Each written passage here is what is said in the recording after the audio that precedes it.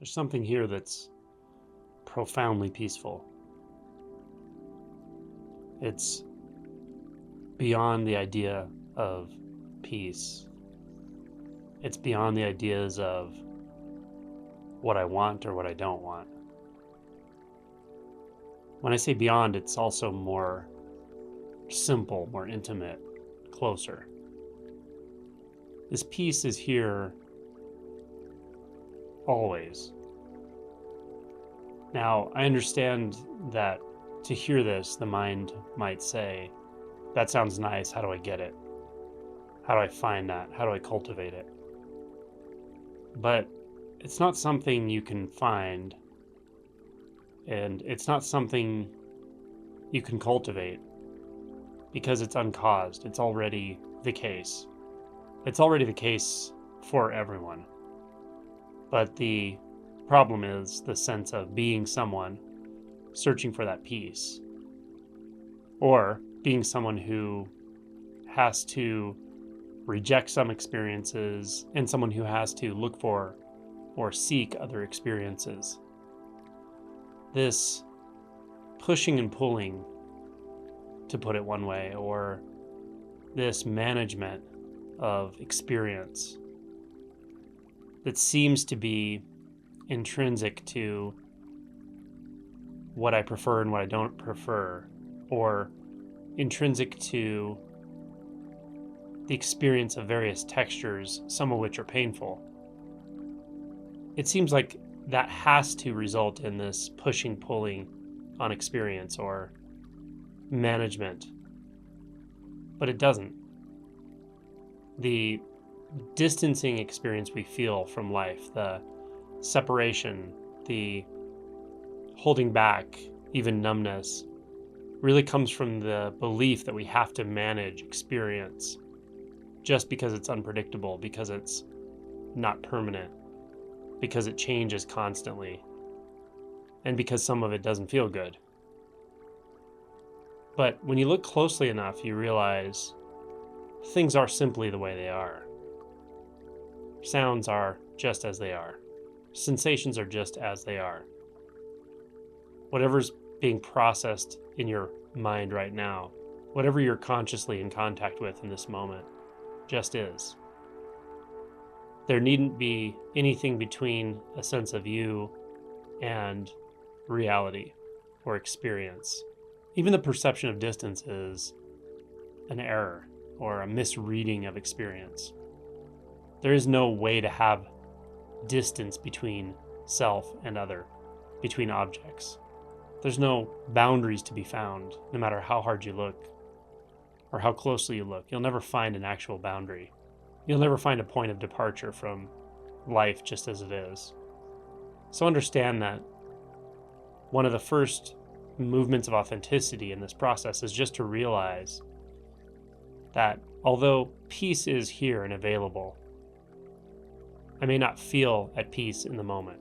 I may not feel at peace right now. And to try to hold both of those truths simultaneously, not intellectually, but just experientially. One truth is that you trust, if you hear this message and resonate with it, you trust that there is peace available, that there is some intimacy with life that's available, an innocence, a simplicity, a trust. And at the same time, you feel some distance or some management or fear. Now, can you hold those simultaneously? Meaning, does one have to negate the other? Or can you just recognize those are both part of the spectrum of experience in this moment?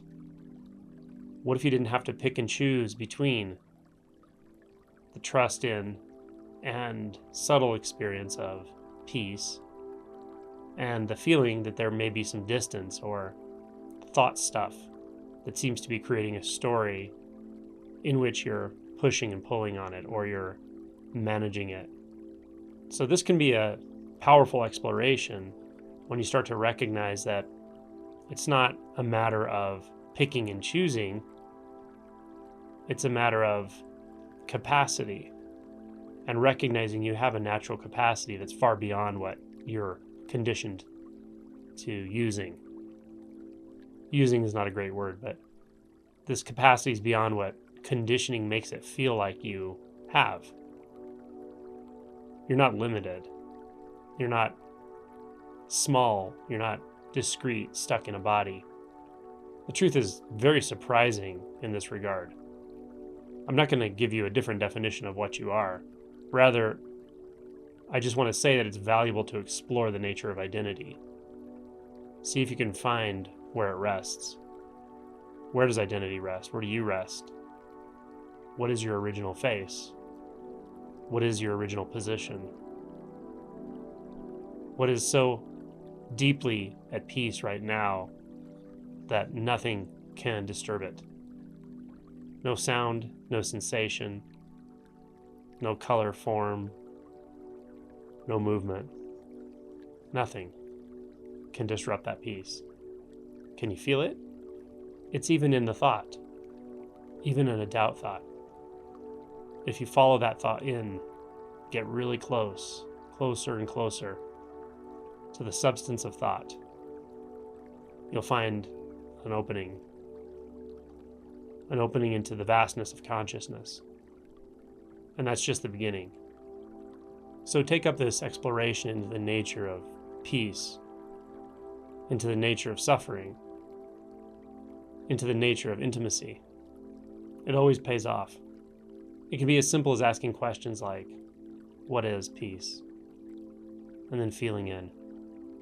Or just letting the question drop deep without needing any intellectual answer or thinking about it. Or, what is suffering? What causes me to suffer? Or, who am I? Before I'm going to solve all these problems about myself and life, maybe I should start with finding out who I actually am, or what I actually am, or where I actually am. And the where can be investigated right now. Just look, feel. Where does it feel like you are?